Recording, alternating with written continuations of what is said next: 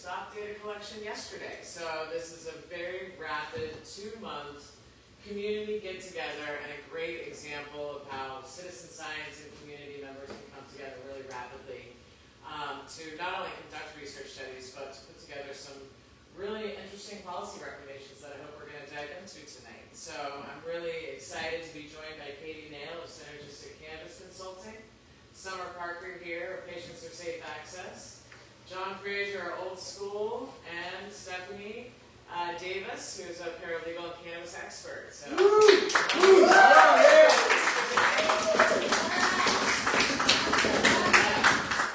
really excited. We're going to be discussing the findings of these 2 research studies that were collected from cannabis patients, veterans, and businesses, and really trying to understand how patients are using medical cannabis throughout the state. What are some of the challenges and successes of the Oklahoma businesses, the medical marijuana businesses, where we get our medicine from? And really, where's the opportunities for, as a community, both patients, veterans, and business members, where can we come together to provide recommendations for our regulators and administrators. So excited that today we are also launching this very large report in this binder that I've got right here, which is 138 pages of community input from people on this panel and people in the room here, and people online that weren't able to make it to this event that are watching online. So thank you to everybody who contributed to this report. We have made it in the national news with this report this morning. Moment and time in the Oklahoma medical marijuana industry here. We're the largest patient population in the United States. 1 in 13 Oklahomans are medical marijuana patients. And, we have a lot to really unpack here tonight. So not only did we launch these 2 research studies and the report, in the media, we'll also be sharing this with our government stakeholders, our legislators, OMA, OBMDD, and anybody who's interested in medical marijuana in Oklahoma. Anybody online or in the room can find the full report at cannacitizenscience.com. And excitingly, before we begin our panel discussion, it's really truly an honor to introduce someone who's played a really historic role in shaping the medical marijuana policy and program in Oklahoma, Senator Connie Johnson. Senator Johnson was the original author of Oklahoma's medical marijuana legislation and was instrumental in the movement that ultimately led to the passage of State Question 788, helping to create one of the nation's most accessible medical cannabis programs. Throughout her career, she's been a strong advocate for patients, criminal reform, healthcare access, and evidence-based policy. As Oklahoma continues to navigate the future of medical cannabis, we're excited to hear from Senator Johnson on her thoughts of the evolution of the program throughout the years, the challenges and successes that are facing our patients and businesses, and her future for cannabis policy here in Oklahoma.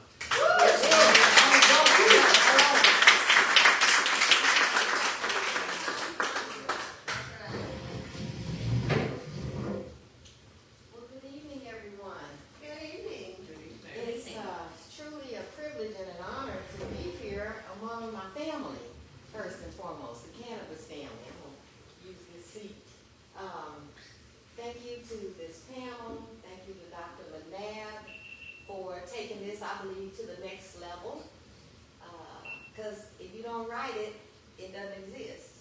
And you all have answered this survey, and now we know, and the sky's the limit in terms of the next steps, right?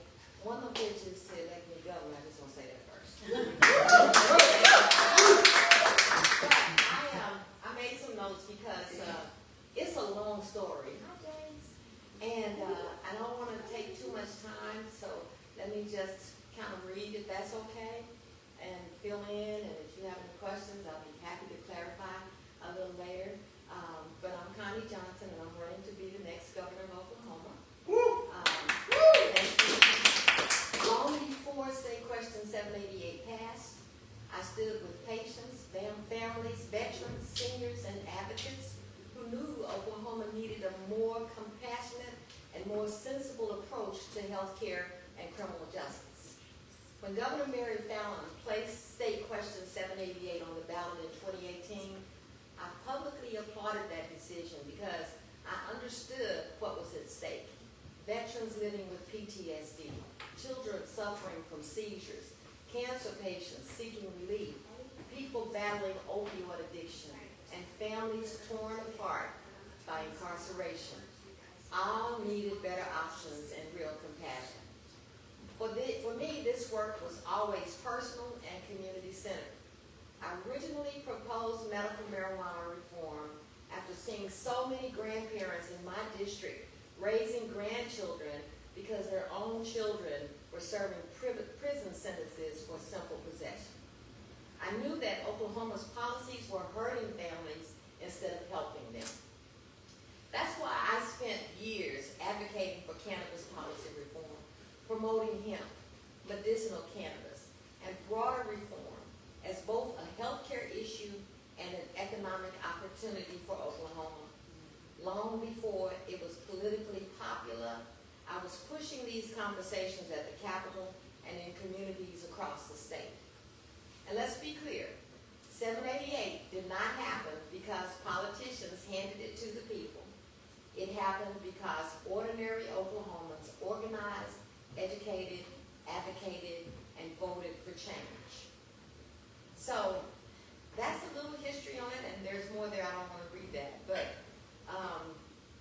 as the self-proclaimed mother of Oklahoma's medical marijuana movement, Right on.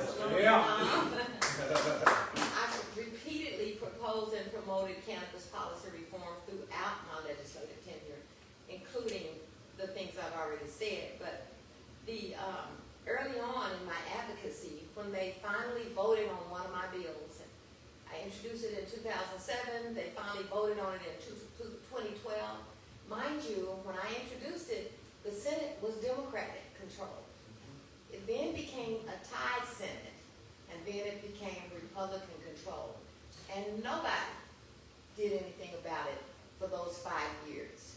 So what I did, once they voted it down, and it was along party lines, Senator Jabbar Shumate and I were the only 2 yes votes in the room. I called the people together in a session that is now known as the first time that came to the Capitol. The legislators left. You know, we flooded the Capitol with marijuana patients. And we called that session the ABCs of CBD. We brought in the Stanley brothers from Colorado, who added to the efforts and to the conversation. We created several advocacy groups came out of that. I'm gonna name some of them if you remember any of them. The Oklahoma Coalition to End Prohibition. Anybody remember that? Okay, it's now the People's Coalition of Oklahoma, with chapters in 77 counties. Green the Vote Oklahoma, Oklahomans for Health, Oklahomans for Cannabis, and others. I also circulated a full legalization petition in 2014 after attending a Drug Policy Alliance convention and learning about harm reduction. My guidance and advocacy ultimately led to the successful enactment of State Question 788 in 2018. With the passage of 788, Oklahoma was no longer able to prevent residents from having a better quality of life right where we live.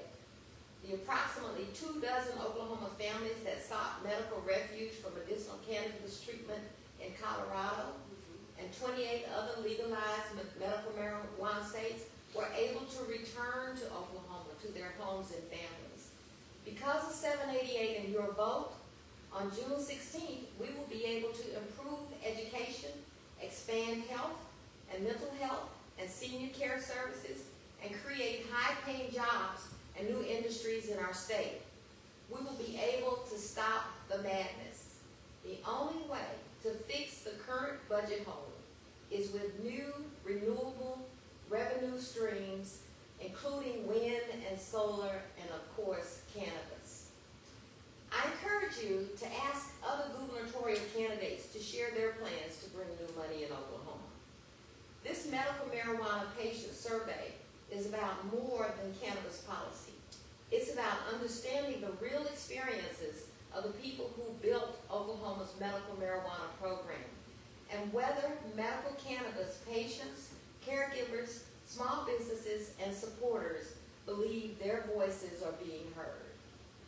Oklahoma Patients created this program. State Question 788 did not happen again because politicians handed it to the people. It happened because ordinary Oklahomans organized, voted, and demanded change. Patients, caregivers, advocates, growers, and supporters built this program together. This industry exists because people participated in democracy. Patient voices matter now because many patients feel frustrated, targeted, ignored, or left out of decisions affecting their lives. They are concerned about affordability, access, regulations, taxes, business instability, and patient protection. This survey has gathered real experiences directly from the people most impacted. It has identified what patients and cannabis community members are experiencing across Oklahoma. It has identified barriers to access, concerns about policy changes, economic challenges, health and wellness impacts, and voting participation and civic engagement as the way to turn personal experiences into actionable community data.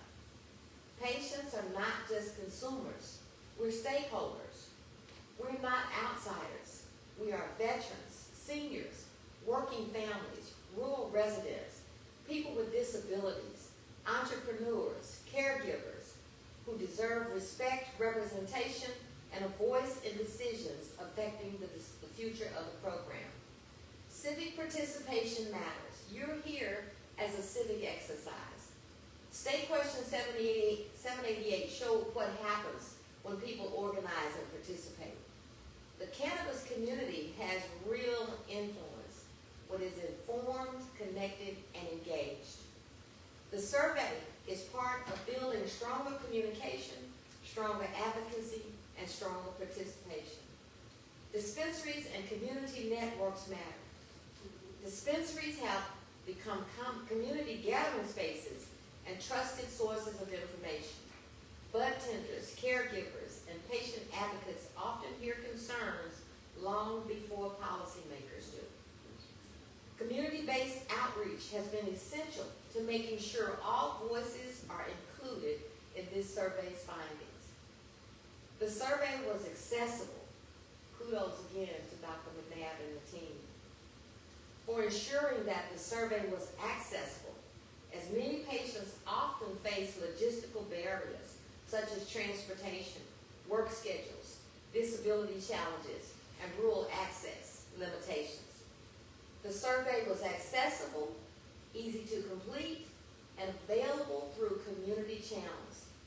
The bigger picture of the survey, however, is about protecting patient access, improving policy, and ensuring that the people most affected remain a part of the conversation.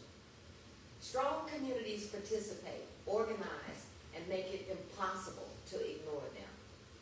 The people who built this program deserve to help shape its future. Patient voices matter. This survey, again, is an opportunity for Oklahoma's cannabis community to speak clearly, collectively, and powerfully about where we go from here. The cannabis community can take political power in Oklahoma right now and actually determine the outcome of the primary and the general elections. Dispensaries can serve as organizing hubs and create events like cannabis voter weekends, voter registration and apply to vote by mail application tables, all these things we've done. QR codes to register, apply for absentee ballots, volunteer, contribute. Promoting 788 Defender window signs. Bud tender voter challenges campaigns. Bud tenders are trusted messengers. Many see hundreds of people weekly. We do not need another politically aligned moment.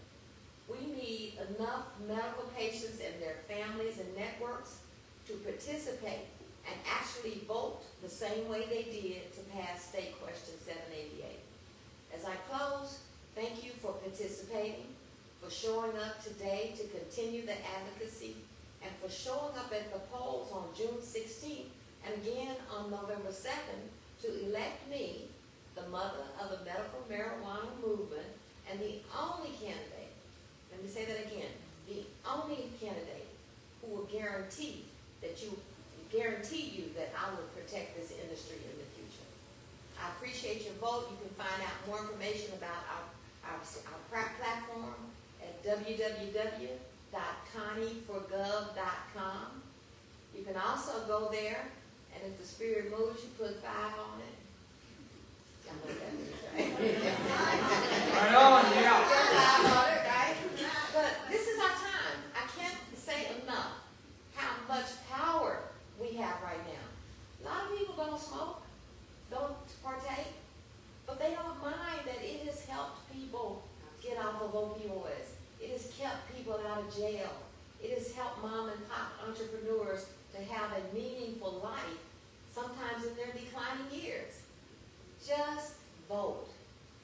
I have a script for anybody who would like to make calls to your own personal networks. Please see me and I will share it with you. But if you will call 25 people and share with them what we're talking about tonight, and then get them to call 25 people, we can win this race. All right? Right Thank on. you so much.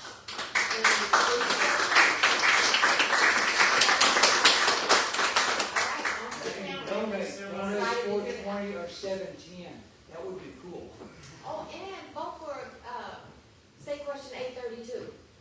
Let's raise the minimum wage. I know it has challenges for businesses, but let's fix it for the people first. Right on. And then elect the right people to fix the challenges to the businesses, right? Voting is what matters right now. Get everybody to vote and we'll win this race. Thank you.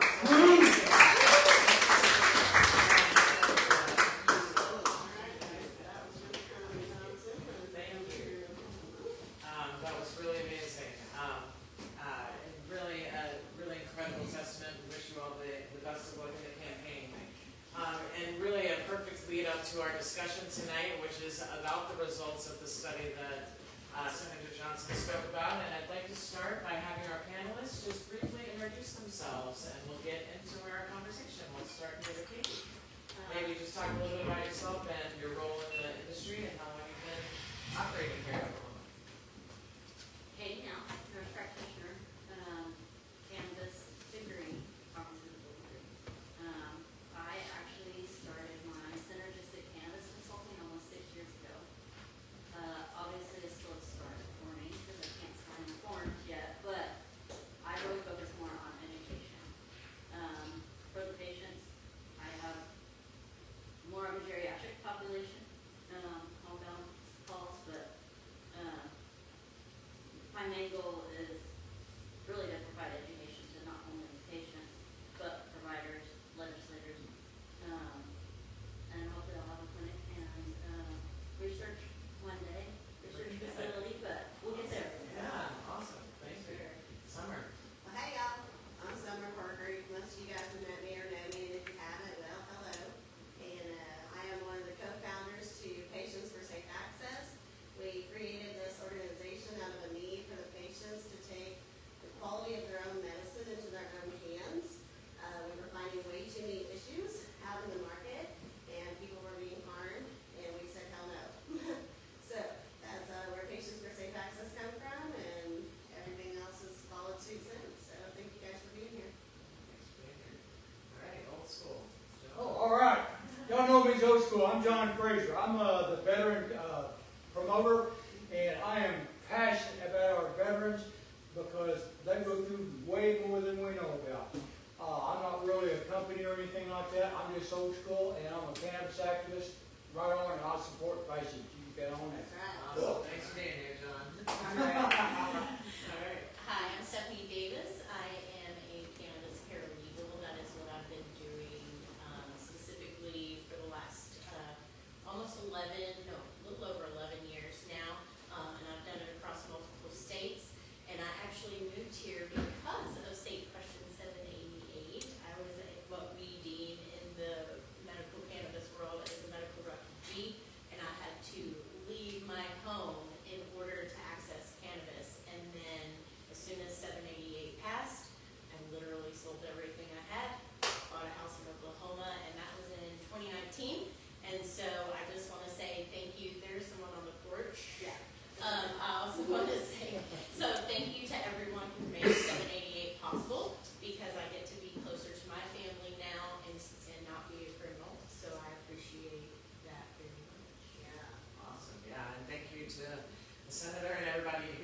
Press 788 because that's the reason we are here. And a little bit about myself. My name is Dr. Mary McNabb. I just moved here to Oklahoma in November of last year. I have been working in the cannabis industry for nearly a decade, mainly in Massachusetts. I run a Cannabis Center of Excellence. It's a virtual nonprofit organization that really works to advance cannabis research in the area of patients, healthcare providers, and policy. So I'm very excited tonight. We have all partnered together on this table and folks in the audience and online to launch 2 different studies. And before we begin, I'd really like to thank everybody here for the food, the events. If anybody needs to go to the bathroom, it's right there. And just the collaborative community of this panel and the members of this group over the last couple of months. So I'd like to discuss a couple of themes that we've learned from the study so far. And I'd like to thank every participant, patient advocate, veteran, healthcare provider, business owner, and community member who has participated in this research study. The idea was to collect the information very quickly and then put that information into practice, which is starting here tonight, but also, like I said, in sharing the results with our legislators and policymakers. So from the medical patient study, the top conditions that patients reported most helpful cannabis was useful for was anxiety at 82%, followed by depression at 65%, and then severe pain at 60%, and arthritis at 58%. Post-traumatic stress was about 52% of our respondents reported medical cannabis was helpful for. But not only were the respondents in the study using medical cannabis for health conditions or symptoms, but approximately 45% of respondents reporting reducing alcohol use, 43% reported avoiding starting other medications due to their cannabis use. 42% reported reducing use of non-opioid medications, so that's like over-the-counter NSAIDs, that kind of stuff. And nearly 42% reported reducing opioid use at some time now in the past. It's huge. That's huge. And then nearly a third reported reducing tobacco use. So, and a variety of prescription medications were also reported from SSRIs, antidepressants, to anti-anxieties. And while there was a strong report of using, these are heavy chronic medical patients that are substituting medications in our sample, 83% of them said that they told their healthcare provider about their use, but only 50% thought that their healthcare provider actually accepted their use. Right. So there's a real gap going on here in terms of actually 33% really unsure if the provider even supports it or doesn't support it. So we've got honest patients that are doing things like medication substitution, telling their healthcare provider about it, not sure if their healthcare provider really supports it. But when we also asked, businesses and patients, what are some other concerns that they had? Product quality and safety remained among the top priorities. Oh, yeah. Lab testing transparency was across the board a concern among patients and of businesses. Cost and affordability of medical cards, particularly among sub-patient groups such as veterans, was a problem. And many respondents really wanted to learn more education about deeper things about cannabinoids, about contaminants, about how to grow products, how to read a COA, how to understand test results. And so it's a very sort of smart population that we surveyed in the sense that they felt they knew how to read a COA. And we'll dig a little bit more into the lab results in a little bit. However, the last sort of tidbit of data that I find to be very interesting about our survey was really the attention to the political party and the importance of a candidate's stance on medical marijuana, and a governor particularly, their stance on medical marijuana, on whether or not a patient would change their political party, and 39% of our samples said they would change their political party based on a governor's stance for medical marijuana. So that's really powerful to me in the sense that you would change your political party, your views and everything for medicine. But in fact, they would change their political party, but 60% of our sample said that they do not believe that our politicians right now in Oklahoma actually support medical patients. I agree with that. Yeah, only 11% said they believe our politicians support medical patients. So it's really important that we're here right now and to discuss these topics and to share these with our policymakers. So I'll start off with our first panel question for our panelist, Katie. So we found in our sample a large number of patients use cannabis for chronic pain, PTSD, anxiety. You see patients in your clinical care. Is this mirrored in some what you see in your patient populations? Yes, so there's a lot of varying factors. In pediatrics, you mostly see autism, anxiety, ADHD, cancer, seizures, muscle disorders. Obviously in kids, it's a little, you see that more specialized care. Middle age, I don't know what you consider middle age. To me, middle age is like, your 30s or 50s, I guess. Or 18s, I guess. I like your definition. I like your wording. But anxiety, insomnia, chronic pain, blue collar workers, lots of back pain, osteoarthritis in the hands, rheumatoid arthritis. Some are middle-aged bed bound, younger with muscular dystrophy, PTSD, postmenopausal women are turning to interest. And then geriatric wise, chronic pain is probably one of the biggest ones because there's still that stigma there in the older population, and having that education is helpful. But when you've been on opioids and surgery after surgery, and maybe you don't want surgery, you can't. You're too vulnerable for surgery. They're finding relief and reducing opioids through cannabis. I've seen it end of life care, avoiding the controlled substances and being there on being present because they're on campus. And actually diabetes, blood pressure. It's incredible the amount of conditions, and in our study, just all those conditions that you said, people listed, and so it really points to the fact that we have an underlying endocannabinoid system that really impacts all of these different disease areas and states. And I think it's really also important to differentiate between pediatric and middle-aged and seniors, because also we metabolize differently as we age differently, right? And or by different health conditions, or if your body is immunocompromised in certain ways, which all points down to personalized medicine. Specifically, John, we surveyed veterans in our study. And we did an analysis where we looked at the differences between the civilian population and the veteran population. And what we found was that veterans reported also high rates of anxiety, number one, but higher rates of PTSD than our civilian population. So among veterans, PTSD was reported at 73% of veterans reported using cannabis for PTSD. That was compared to 49% of civilians.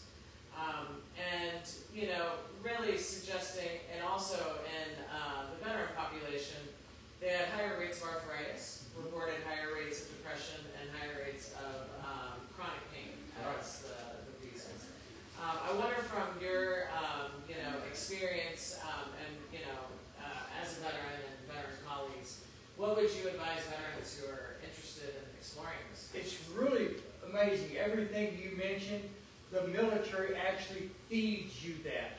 They want you to feed on anxiety, because if you are not on top of everything, you've got to notice every little detail. They train you that somebody else's life depends on what you do. Your anxiety, your depression, after you get done with it, your mission, you crash down, stuff like that, it wears on you. And no matter what branch you're in, you still got the same anxiety, depression, everything. Now, the branch I was in, Army and the Marines, we do have a little more arthritis because we do a lot more push-ups, sit-ups, humping this, carrying that, walking here and there. That's, humping's called walking now. But that's what we do, we walk a lot more, And so we, bad knees, backs, necks and everything like that. So that's why I was put on pain pills, anxiety, depression. I was on 610 milligram hydrocodone today. I did 4 Xanax. I've also been on Ambien, Halcyon, just a long list of them, And I got off all those with cannabis. Wow. So I was right on. I would stand up for cannabis all day long, every day, because on those drugs you're a zombie. And that's what the VA feeds you. They feed you a lot of drugs because they want to, they want to basically incapacitate you. They want you to be what I call the suffering silence. They want you to be in your house, and they want you to be out in public, so they can keep you controlled. Because some of us who get out in public get a little weird. Weird in private too. And it's my understanding that, when you're at the VA, that when you're at the doctor, you can disclose your medical use, they can enter it in your VA record, they just cannot recommend. And that's one of those deals, I don't trust the government. Yeah. And most of my VA friends veteran friends aren't going to trust the government. And we're not going to disclose to the VA that we're doing weed. I disclosed to my personal doctor that I was smoking cannabis, and I also left the doctor because their PA came into me one time, and my wife's getting evaluated for blood pressure. And she came in and chewed us out and said we smoked a joint down in the parking lot. No, I smoked one an hour and a half before at the house. That's some loud stuff there. So I let them. Yeah. Right there, I wasn't going to take that. I went to another doctor. Wow, so that's incredible. And one of the questions that we asked in our study is whether or not you had to discontinue your care because of medical cannabis use. And this was one of the questions that you had. And 5% of our sample actually had to discontinue their care. Okay. Now, heart doctor, he was, dude, go right ahead. As long as you don't drink alcohol and don't do street drugs, you can smoke all the cannabis you want. Yeah, that's just incredible. So it points to the fact that we need more medical education Right on, yeah. about our endocannabinoid system. You have a master's in clinical therapeutics, so you have a much higher level of education. What do you think should be some of this is kind of an off-the-cuff question for you. Use your little microphone. Given that we've just been talking about medication substitution and the fact that polypharmacy is a thing, and that, we're talking to our healthcare providers, but our healthcare providers really don't know because it's not in training. What do you think should healthcare providers know about as some core competencies?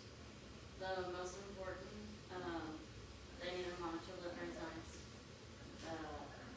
If anybody's on blood thinner and consistently, you might have to adjust those medications.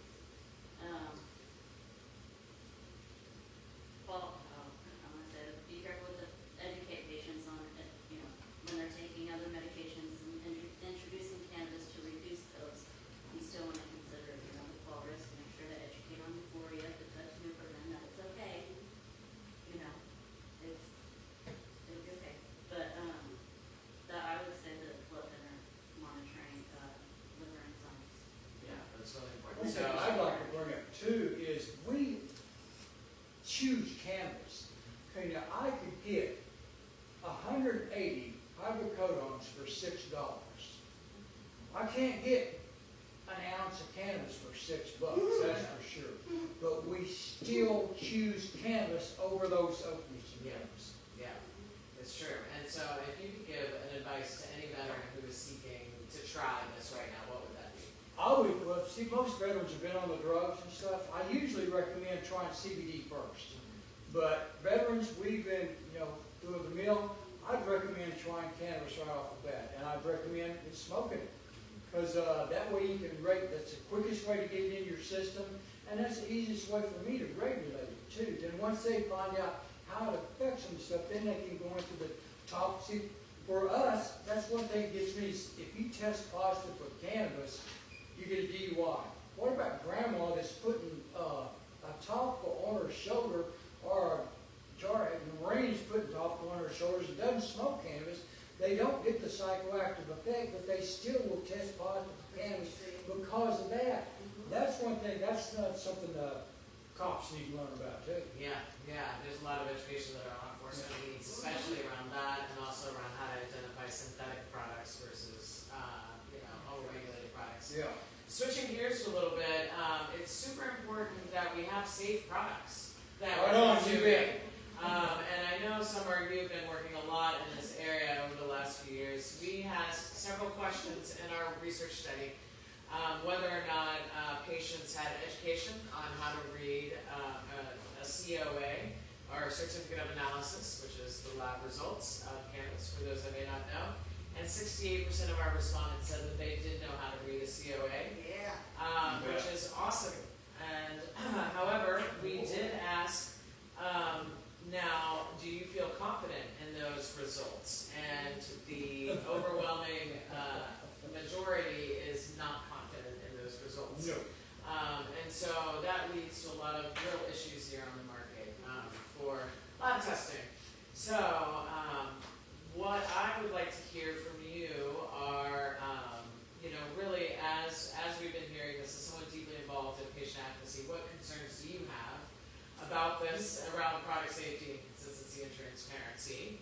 And how can the industry build better trust? Man. I know. I don't know about enough time. And then we're gonna move over to Stephanie, who's gonna discuss the same from a business perspective. Now, I guess what I'd like to say is that the labs in our state specifically are testing what is brought to them by the producer, by the grower, by the manufacturer, okay? And yes, there are variables from one testing lab to another, but there should not be enough variable between lab results that they differentiate between a pass or a fail for pesticide, or they differentiate between a pass or a fail for heavy metals and solvents, those types of things. Or that the potency should be 50% off, and the methods from lab to lab are not that different, that we should be seeing those types of issues. And so, my big thing there is that a lot of people do want to blame the labs specifically because of the varying results and things like that. I just want patients to understand though, that these labs are testing what is brought to them. So what's important about that for our future though, is that has to change. And the reason why that is, the way the samples are collected currently is that a producer can select their own samples and bring that to the lab and submit it for testing, okay? That allows for a bad actor to do a very horrible job in that moment and make an unconscious decision that can potentially affect our health and safety. And so I think we need to change something where we have either a third party or who knows, Patients for Safe Access will come get your samples, people. We'll come Rainbow Select them, it's okay. But, we need to do something. I'm making joke and fun just because that's what I do. But the seriousness of it is that something needs to change. It needs to stop being the ability for them to cherry pick samples. It needs to stop being the ability for them to bring something to a lab, submit it for testing, and they go and put their boo-boo behind that clean COA, because that's the lab name on the line with that COA. So when we go into a retail environment and we purchase products for testing, okay, we are purchasing them what the producer sent to the store, right? So everything in that store should match the COA for what they submitted in a sample. And if it doesn't, that's wrong. Yep. Absolutely. From your perspective, Well, you're gonna get the whole thing. businesses have, in their business survey, really expressed a lot of concerns around consistency and accuracy in their laboratory testing. And around potency results, inflated THC numbers, just the high testing costs, and emphasizing patient testing is critical. So from your perspective, what are some of the challenges facing Oklahoma's testing system, and what reforms would help? I think one of the biggest challenges is the sheer number of licensed laboratories we have. I checked OMA Verify today so that I could have incredibly accurate information. We have 14 active labs.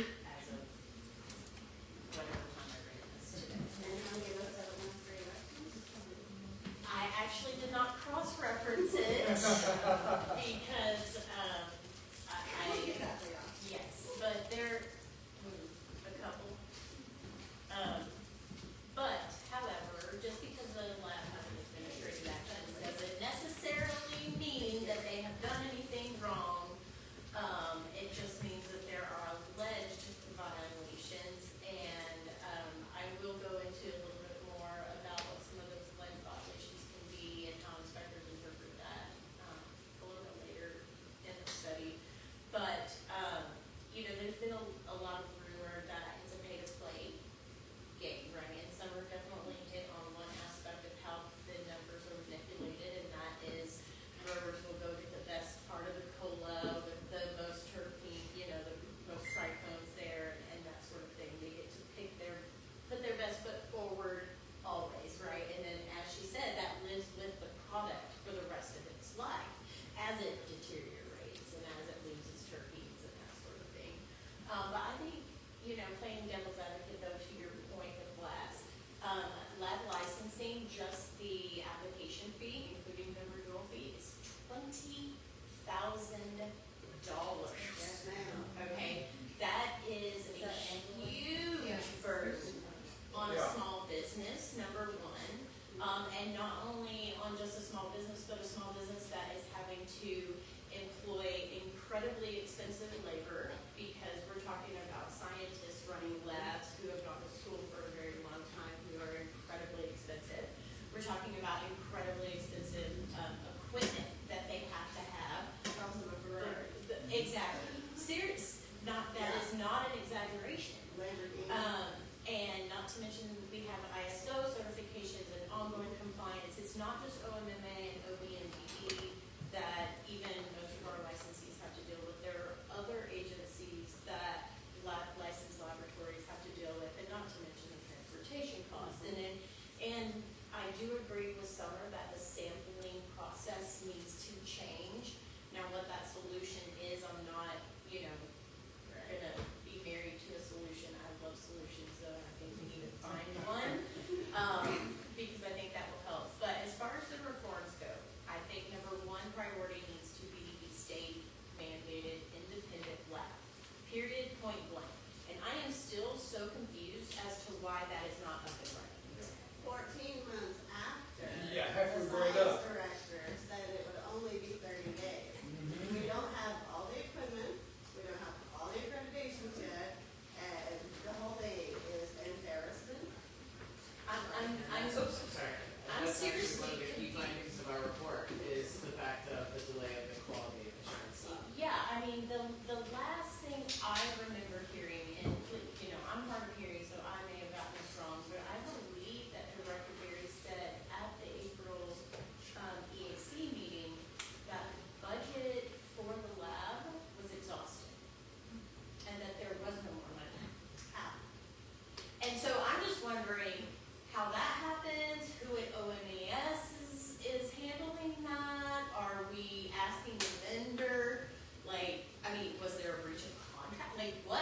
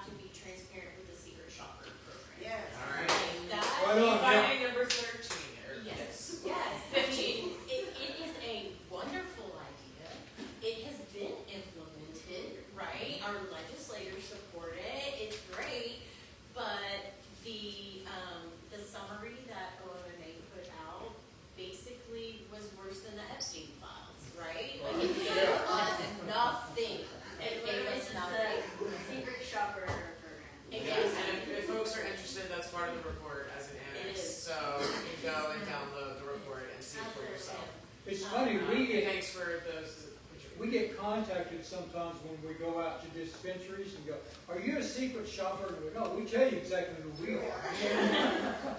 Yeah, and I think it's a really important point we're all bringing up. I mean, that is, a secret shopper program is designed to ensure public health and public safety, and to, be mandated to do that. It's an important part of this industry, and one that I think almost lagging behind on, and can definitely work to improve. So I key do- let me finding just- 15.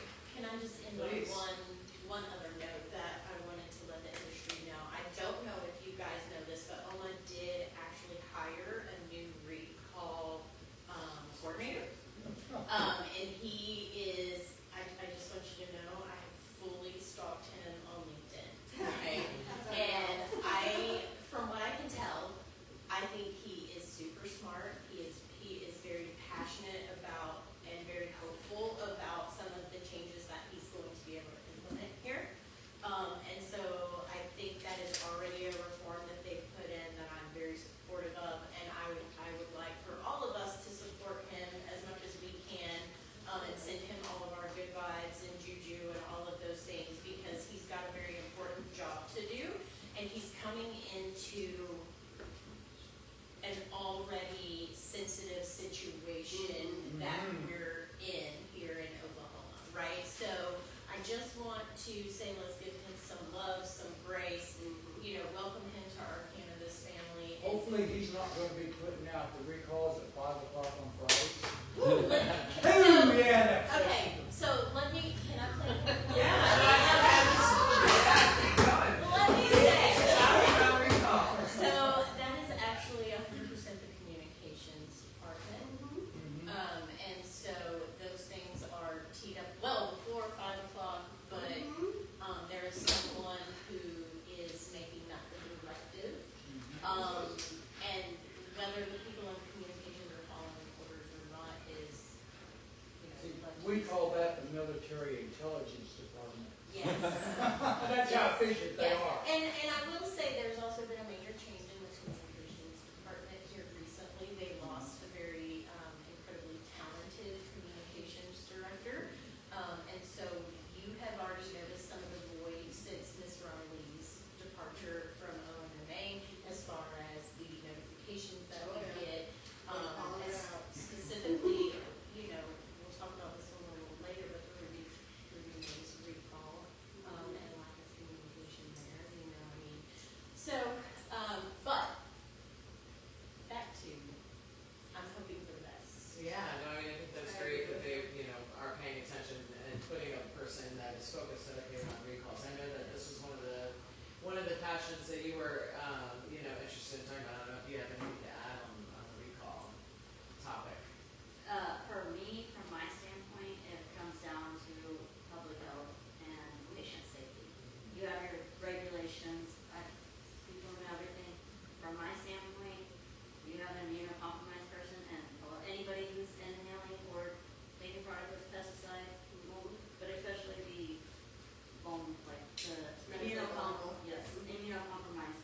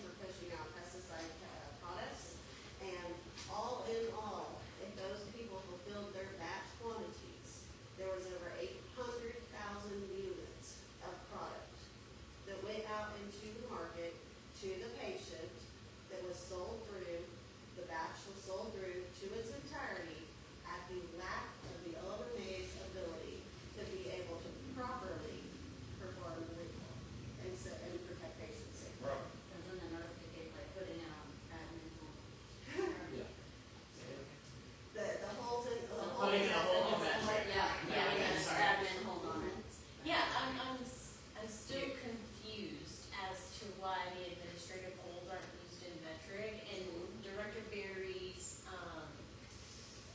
answer to that at the EAC meeting was, well, we have to get the court involved. Yeah. Um, Or that she runs. The court that she executive runs, and also the fact that, like, we have emergency summary suspensions and orders of embargo that don't go to the OMA court before Director Berry signs those, serves them, embargoes your product, and, pulls your measure access. She doesn't get the court involved then. But she can sign an executive order to restrict you from, recording in the administrative courtroom. Oh, But yeah. she won't sign an executive order for something that protects patient safety. That's, common law. It's amazing they want to limit that information. You know, you think they would want to get that out. You would think. So I kind of have a funny story about that. My mom, she, not sure on the whole cannabis thing, trying to educate her, but, you know, so she's listening, and she's like, okay, so I'm sitting there thinking the other night, she said, what if my medicine, was out on recall, and I wasn't notified? And I'm like, that's the point. Yeah. That's the point. We need patients, businesses, we need proper notification. That's already in. And patients need to provide your information. I know that when we go into dispensary, we get ruffled feathers and stuff. And they want us to Sometimes, get yeah. IDs and scan it and stuff, okay? But ultimately, in reality, share your phone number at the very least with your bartender, with the location in which you purchased from, or a new location. Because when a recall happens, that is their only way to reach out to you. Because the only says it's a dispensary's responsibility, not theirs. It's important for patients to know. So, you know, again, glad that we've got some attention paid to a really important topic. But it's also important to note that if we were calling products based on the right lab test results. So, I think there's a lot of challenges that our market and industry still faces, but we're all working on. There's great people working on it. Shifting gears a little bit, in the business survey, you know, some of the businesses really talked about a lot of challenges related to difficulty of keeping up with the rules.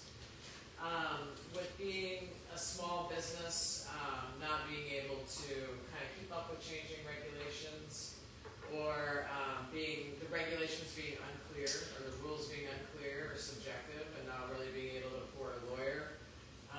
There's a lot of expression of fear of being shut down, a feeling that the concerns from the businesses are being treated like criminals rather than like an industry that is a legal industry. And long delays resulted in for licensing or transfers of real lack of communication and transparency from oftentimes different departments at OMA or OBN.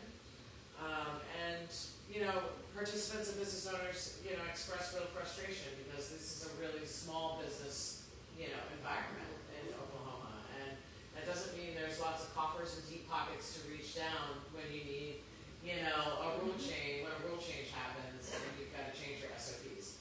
Now, as we all know, it's become Federal Schedule 3, and all of our licensed operators in Oklahoma are now being required by OBN-DD to register with the DEA, which is another whole level of administrative burden or uncertainty, especially when you have regulations or guidance that comes from OMA that is different than OBN-DD. So you can see the frustration from a small business perspective, and the cost that comes with that. And that came clearly through in our survey. But we also asked participants what do they want to see and what do they want to change in. And that was more access and more collaboration with regulators, a deep appreciation of the open testimony that is now available at the EAC meetings. They asked for clear written guidance, not just punitive rules, and instead of giving grace periods before administrative actions, to take corrective actions before punitive actions or fines happen. Yes. And that came through pretty clearly. They also felt, in a sense, over-regulated while agreeing that the illegal operators that exist in the state should be removed and that enforcement should continue, and that the illegal activity should be eliminated, and that the oversupply and the market instability of what is facing right now is really what the Oklahoma small business is looking at. And they're struggling financially despite investments in compliance and trying to stay on top of the rules. And then frustration that, again, the legal operators are being penalized or punished while bad actors continue to be operating, and the news rhetoric over and over is about illegal activity and seizing marijuana plants. As we've heard tonight, we've heard from patients that are using cannabis as a medicine, as a harm reduction, and again, I'd like to reiterate, this is the largest state in the United States with the medical cannabis patient population. 1 in 13 medical patients. This is a program of over 300,000. And thousands and thousands of businesses. And instead of just demonizing, I think, it's coming clearly through in our survey results, who these people really are. And so while the economic pressures have been significant, there is a strong support within these businesses. They reported they really feel like they're giving their life and their blood for the patients, and that's the kind of medicine you want if you're a medical patient. Yeah. They ask for better education on Schedule 3 on tax exemption 280E, and how does that impact businesses? How does Schedule 3 impact? More education around compliance, product safety, and really, express interest in helping to better our industry and help consumers understand COAs and contaminants and lab testing.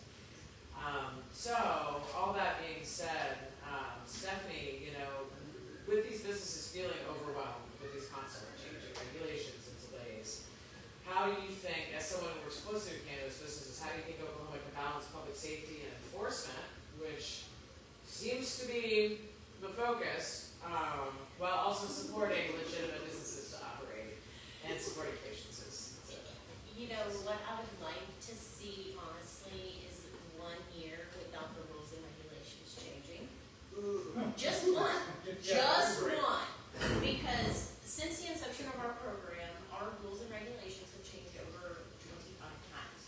25 times since. 8 years. Yeah, 788 passed June 2018, 2028, 26. June I'm 26th. dyslexic with numbers. Been doing this a That's long why time. I write legal documents for a living.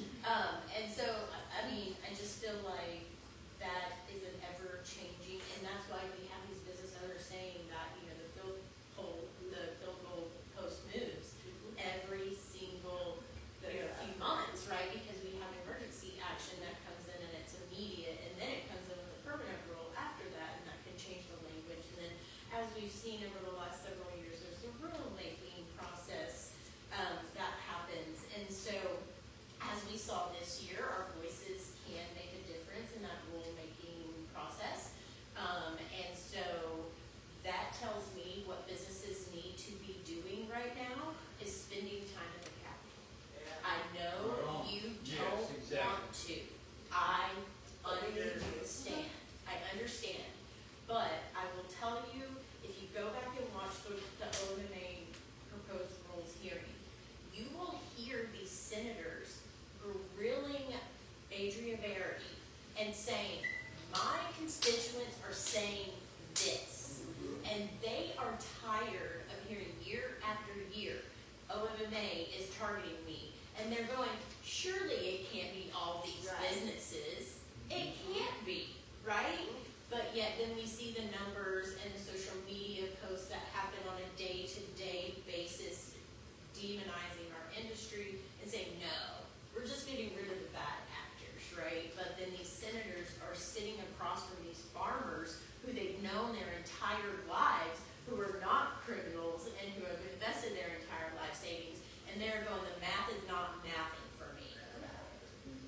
And our senators are starting to ask lots and lots and lots of questions, and so now is the time to jump on their curiosity. And get back to calling your legislators. I'm telling you, That is I amazing. pick up on that. I'm telling you, and please don't be mean, right? We always have to be professional, kind, and put it in writing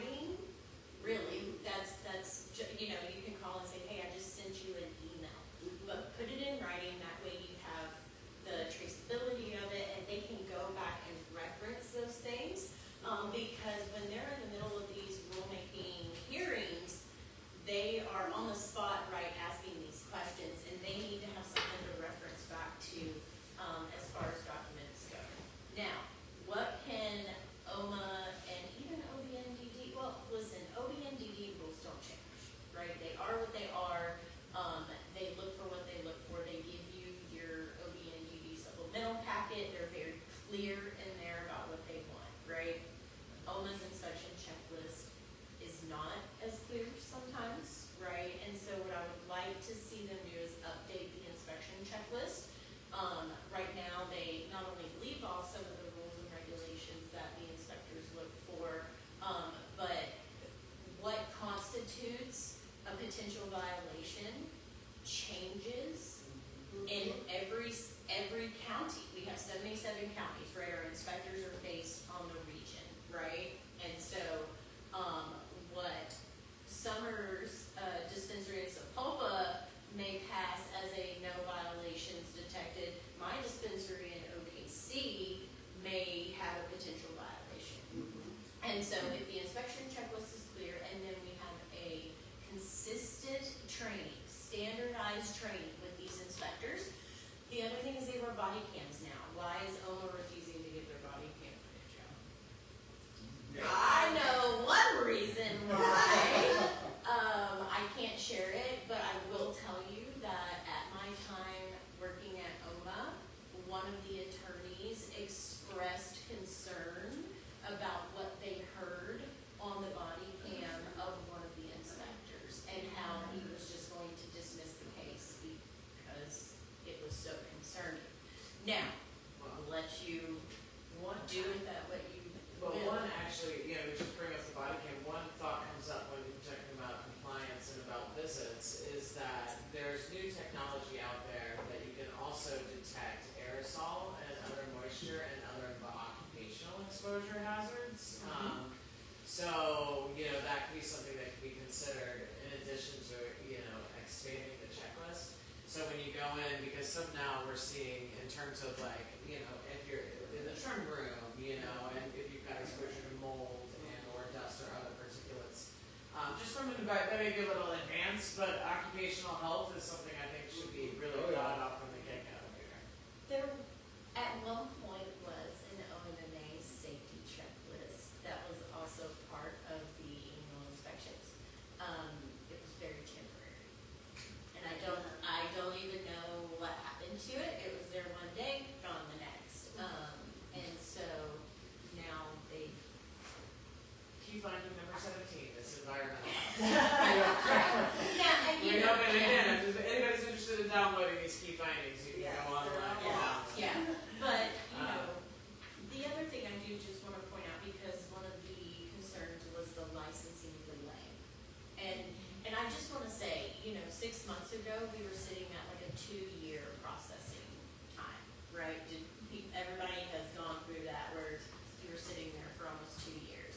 I just want to say, OMA heard you guys and put someone in charge of licensing, and him and his team got all of those cleared out.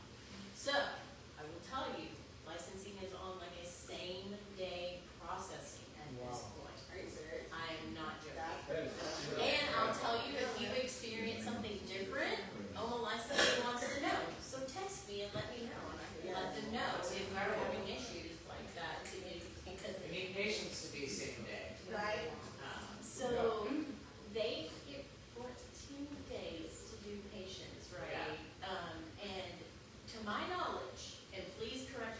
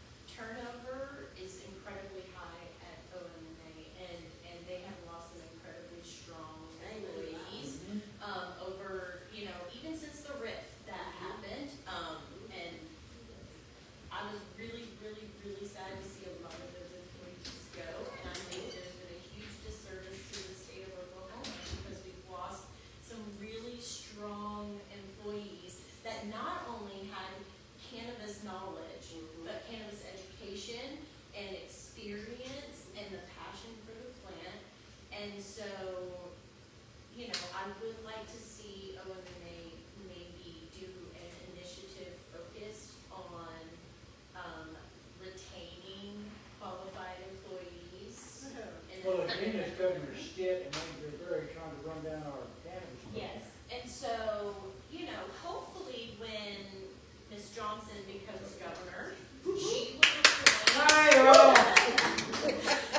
will appoint someone to be the OMMA director that has cannabis experience. Right. You know, Adria is very quick to say that she's a 20-year lawyer and that sort of thing, but she did not have cannabis experience going in. No. OMA Legal is run by someone who ran the Oklahoma Tax Commission. Okay? So, I mean, there's no, like, the expertise that is at OMA is taken for granted, not utilized fully, boxed in, because I'll tell you, and I will tell you, the biggest complaint at OMMA by employees is OMMA legal.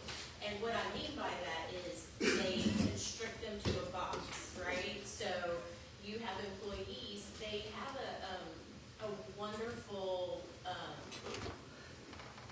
organizational development is the thing that they call it at OMA. And they have these great people who want to educate OMA employees, not only just about cannabis, but about, you know, other modalities and just a general education. But they send their PowerPoints to legal, and then it's an immediate no, right? And so, and I will, in their defense, that's what lawyers' jobs are. They're to be a professional wet blanket and to kill your dreams. That but their job is to assess risk, right? And so, as a state agency, I will tell you, executive director is big concern with putting out guidance is that it will be seen as administrative law making, and it will circumvent.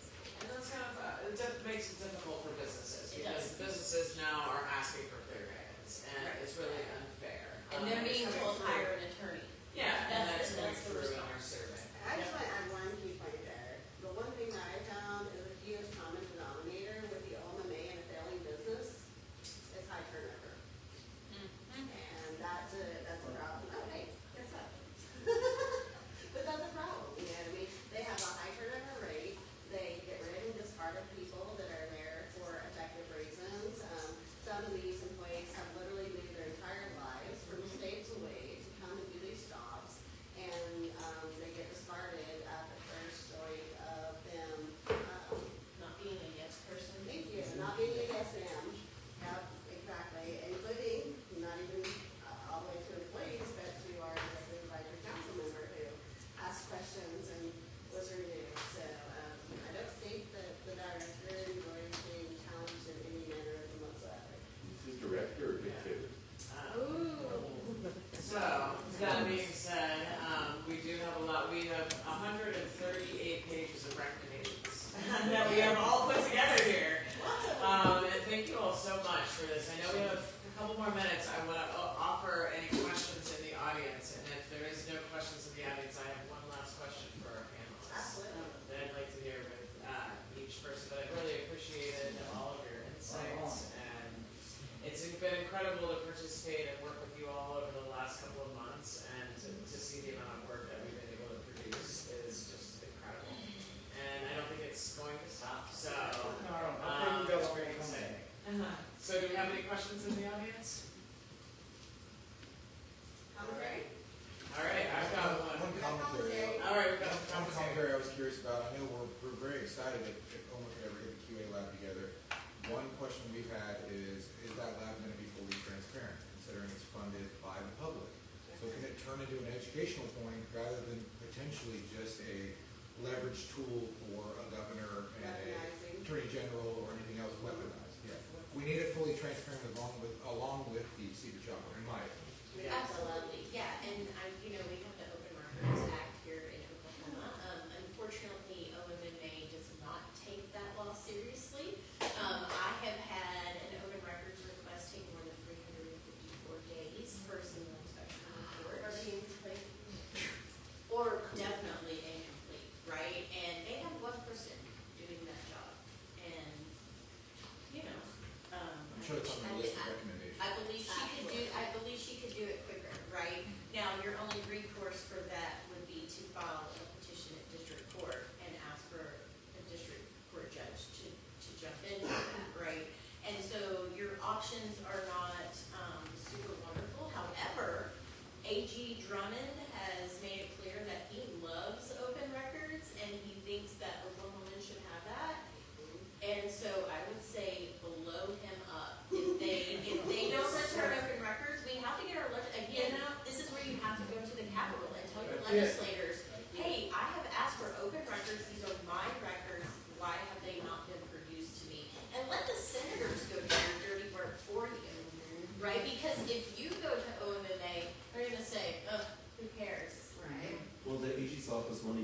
front door to even No, they will not. proceed and make It these is requests? a locked box in the Attorney General's office, and you cannot even get in that building past the lady who answers the phone. But we know that why that is, right? Well, we do know there's clowns in this. Because of past action, Those are all clowns, And, and made that impossible, right, yes. but Yes. to that point, I really did wanna make this point tonight because I believe we all have a very unique opportunity, right now with not only the potential of getting a new governor slash director of OMMA, but also the DEA rescheduling. We have an opportunity to kind of say, okay, look, we've all kind of messed up. The industry didn't do the right thing in this portion. OMMA hasn't done the right thing in this portion. OBMDD same. Can we all just put that as water under the bridge and start focusing on the solutions and how we can make our industry better? Because at the end of the day, our mission is all the same. We want clean, quality products for the patients of Oklahoma. Right now, our methodology of getting there may be different, but it's the same mission. And so we really need to, in that old adage of old hands and sing kumbaya, that's really what we need to be doing. And especially within the industry. And I expect to see every single one of you business owners at the Capitol at least once. Okay, your dispensary is not open 24/7, your grow is not open 24/7, your processor is not open 24/7. Okay? And here's the thing, if you need me to come sit at your dispensary and check out patients while you're at the Capitol, I'm gonna help you do that. Right on. The one sad thing about the Kumbaya is the people that were trying to do it right and got pushed out Yes, from manipulated players that had deeper pockets. yes. Is there ever gonna be potentially reparations for those people that really did put their life savings on the line, tried to put out good medicine, and then got destroyed in the process because they had an incompetent government and an incompetent legislation that did not care? You know, straw others. So the short answer to that is not really, Yeah. right? I mean, sure, there are options, right? But you have to find a way to do that. This community is so small that I don't believe any of the current law firms would be willing to take that on at this juncture because here's the thing. We have to work with OMMA and OBMDD on a daily basis. We get more flies than honey, right? Yeah. And so we have to, as the people who directly communicate with them all the time, we have to make sure that that working relationship stays good. And so that's a really fine line we have to cross and it sucks. But it's also the same in medical malpractice too. So, Connie's got a comment over there, and I'd like to add after her on that. Go ahead, Connie. I'd just like to weigh in because, you know, Senate Bill 875 was a study. It called for a study. And Senate Bill 875 called for a study. And the thing you're talking about is very real in terms of the impact on people who got in this business and then got driven out of business by the games that were played, right? It's the same thing as people are still in prison for things that are no longer illegal in Oklahoma. And I think we have the opportunity to actually call for a study and assess who these people are, what happened to them, what are some solutions, versus just immediately changing law. I think we can study that and come up with recommendations that will make it more plausible, because people put their life savings in this industry. Moms and pops, people spent their retirements, and that's wrong, and it's no fault of their own, but it's what happened in the politically charged environment.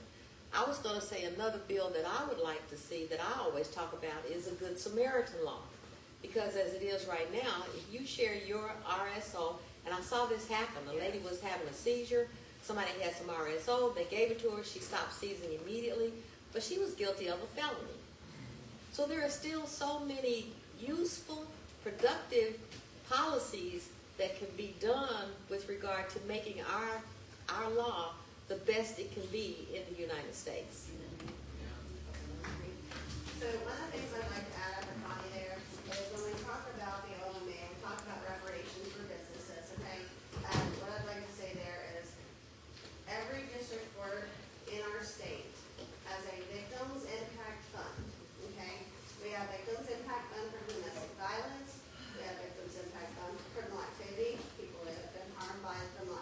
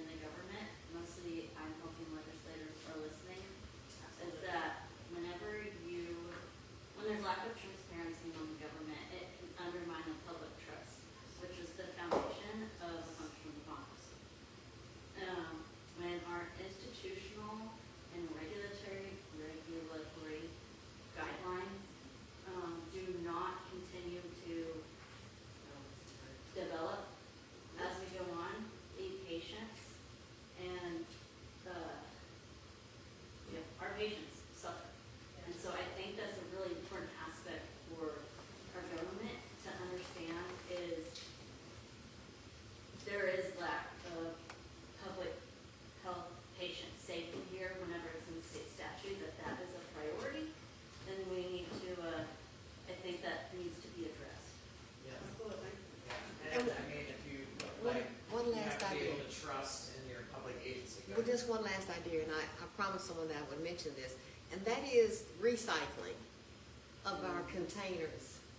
That is a real need right now. I think we tried it, but for some reason, nothing happened. But the amount of recyclable materials that are in this industry is massive. It's true. And so that's another policy that we can put in. That is Yes, very true. yes. That is very true. And New England, we were seeing a lot of hemp products instead of plastic. Yes. Well, and talking about even more on the environmental aspect of things, as we continue to grow, I think we're gonna start seeing odor mitigation control plans Oh, right, that yeah. start coming into play. And so, I would just say, look at what other states do, right? Like Colorado has an amazing pesticide list, go look it up. Yeah, you're Go look it up. 66. They did a lot of really great research on it, and it's already there, right? And they've got, guidance in place for their licensees. The Dominique Pendiola is the head of the Colorado Marijuana Enforcement Division. Well, it's now a different title because they legalized shrooms, and so that is also under her directive. And I just, we have a lot of growing still to do in our industry, and there are gonna be more regulations that come in every single year, more than once a year. And that is what's not gonna change in our industry, right? And so we need to be communicating with our legislators about how that affects us on a day-to-day basis, how it affects our employees, how it affects our neighbors as well, right? Because at the end of the day, we all wanna be good stewards to not just the plant, but to the people behind the plant. And the land we grow. One more thing. I'm so glad you brought up shrooms because of the known efficacy in helping veterans overcome PTSD. We've got veterans committing suicide at the rate of average 22 a day. So Representative Daniel Pay has already introduced legislation. I didn't want to bring it up, but it's another plant, right? I think we have to be supportive of that industry as well. Whatever is helping patients that's natural, Yep. that is non-pharmaceutical, I think we ought to be on board with. Yeah, and to future Governor Johnson's point, psychedelics are a natural segue after medical cannabis, because of the efficacy and some of the same psychological issues. It helps reset your brain, right? And especially here in Oklahoma, where we have a large Native American population who has already been accessing plant medicines for decades and decades and decades. And they've already got the knowledge and the skill and the expertise. I think it's natural for Oklahoma to come there. And so I am absolutely 100% supportive of it, and always have been. I don't know if y'all know this about me, but I am also a huge veteran supporter, and I have watched it change veterans' lives, not just shrooms, but also ayahuasca and other plant medicines that can help. So I hope our legislators are open to that because it makes a real difference in people's lives. I just want to touch on that. So, we talked earlier about the rescheduling of Schedule 3, but Americans for Safe Access, one of the things that we talked about with some of the people there when we went to the summit was not just about a reschedule, but potentially a reschedule or a whole new schedule. So when we talk about a whole new schedule, I'm talking about Schedule 6, okay?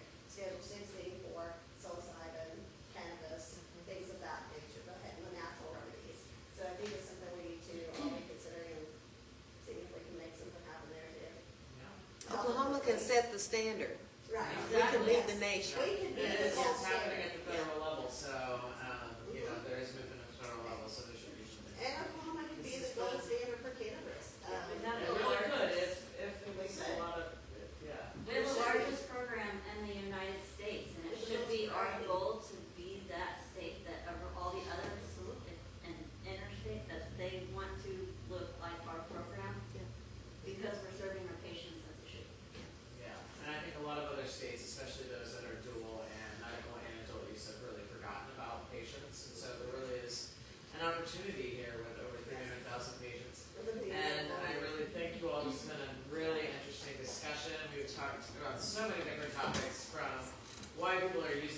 cannabis and using, reducing medication use to, is our medication safe? What are the challenges that businesses here are facing? I really want to thank you all for being part of this event, part of the study, part of the report. Thank you all for coming today. Thank you all for watching online.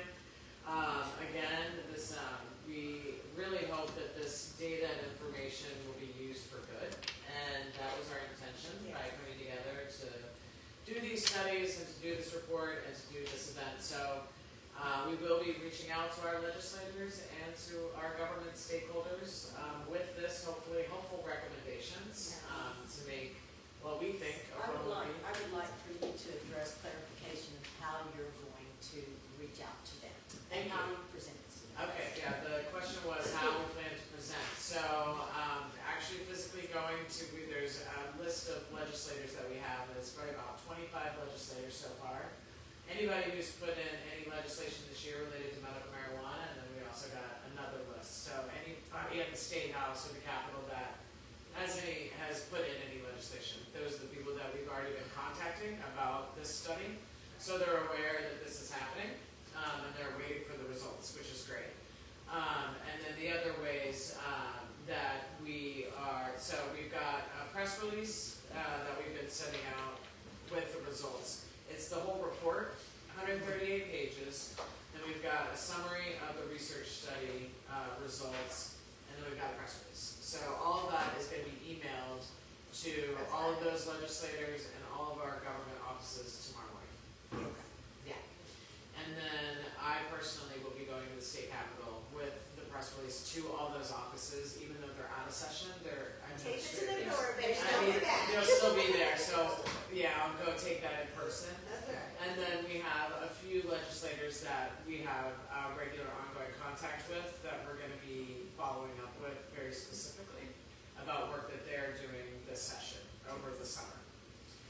So yeah, almost going to get it, OBNDD, the governor's office, the AG's office, all these legislators, and Department of Ag. If anybody else has any other stakeholders that should send this to, DEQ, that came up.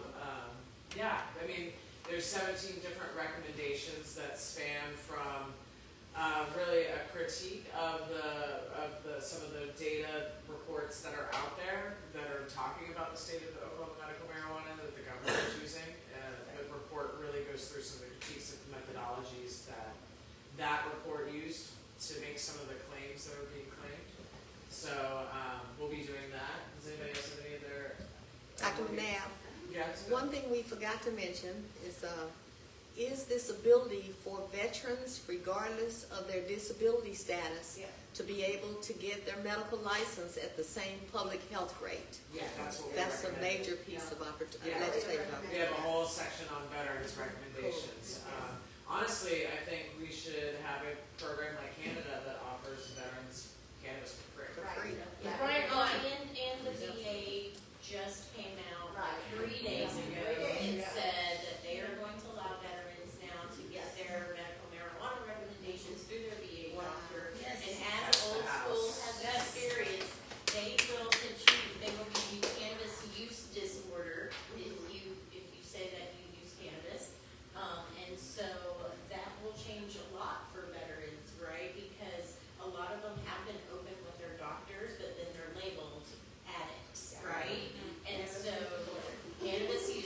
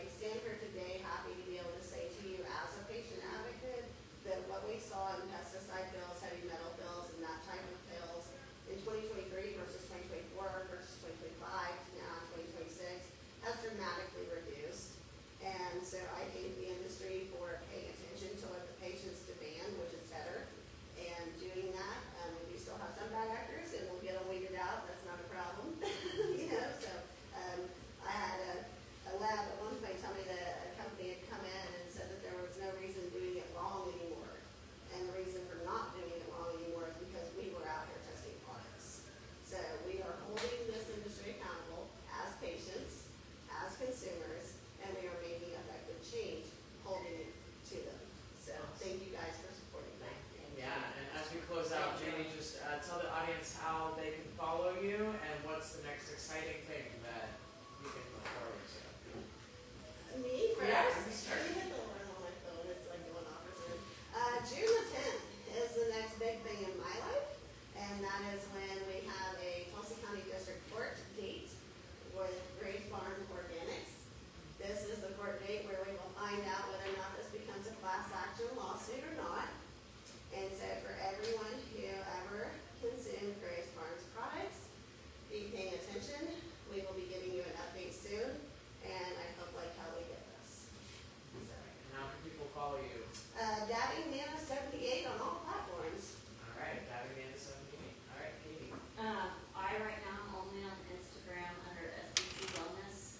My Facebook was shut down pretty It's quickly. SCC_wellness. Yes, it stands for Synergistic Cannabis Consulting, the synergy of the plant. For health benefit.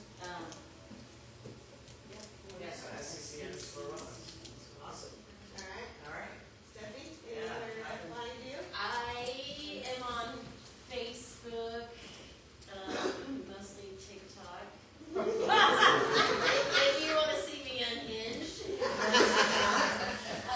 No, but Facebook, Stephanie Davis, but mostly everyone has my cell phone number. If you don't have my cell phone number, ask someone who does have it and say, hey, give me Steph's cell phone number. Right, and then over here, we have the king of unhinged on TikTok. Okay, you can find me on all kinds of social media. I'm John Frazier. I'm usually old school on Facebook, YouTube, Instagram, TikTok, and Threads. I think that's it. That's it. All right. Thank And you for then, the amazing spread. yeah, thank you. Woo, thank you all for coming. I appreciate you. And again, if you want to download the report, go to CannabisCitizenscience.com and you can download the report. And yeah, thanks for coming and thanks for tuning in. All right, so this is great. Thank you. And